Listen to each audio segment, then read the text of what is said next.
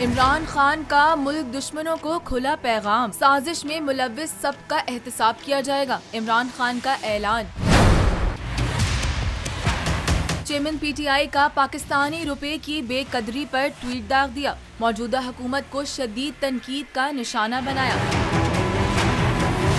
लिखा कि अमरीकी साजिश के तहत अदम एतमाद की तहरीक के वक्त डॉलर 178 रुपए का था। अब IMF से मुआहदे के बावजूद रुपया मुसलसल गिर रहा है। डॉलर आज 224 रुपए तक पहुंच गया है। चेयरमैन पीटीआई ने मजीद कहा कि माशी बदहाली शरीफों की मईशत या इंतजामिया चलाने की ना तजुर्बाकारी जाहिर करती है। उनका तजुर्बा सिर्फ लूट मार, मनी लॉन्ड्रिंग और NRO हासिल करने में है। साबिक वजीर आजम ने अपने ट्वीट में ये भी लिखा कि रजीम चेंज और पाकिस्तान को इस सूरत हाल तक पहुँचाने वालों का कौम एहतसाब करेगी।